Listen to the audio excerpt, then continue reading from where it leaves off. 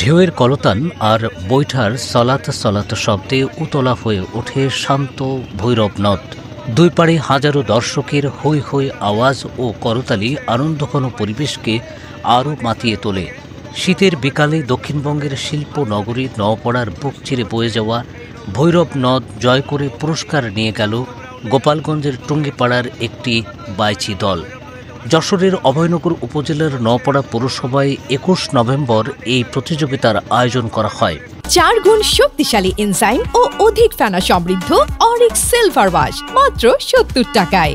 প্রতিযোগিতায় তৃতীয় হয়েছে মাগুরা টাইগার নামে নৌকাটির বাইচি দল, দ্বিতীয় হয়েছে গোপালগঞ্জের টুঙ্গিপাড়ার মোবাইল ব্যাটারি নামে বাইচিদের নৌকাটি, আর চ্যাম্পিয়ন হয়েছে গোপালগঞ্জের টুঙ্গিপাড়ারই জয় মা কালী নামে আরেকটি নৌকা।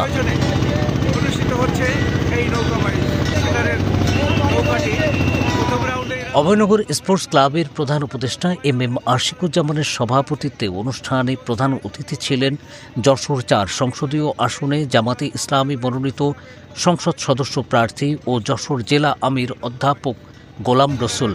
বিশেষ অতিথি ছিলেন অভয়নগর উপজেলা জামাতে ইসলামের আমির সর্দার শরীফ হোসেন ও সাবেক আমির মাওলানা মশিউর রহমান।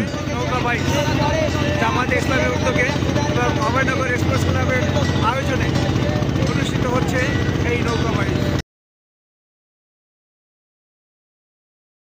৪ গুণ শক্তিশালী এনজাইম ও অধিক ফেনা সমৃদ্ধ অরিক্স সিলভার ওয়াশ মাত্র ৭০ টাকায়।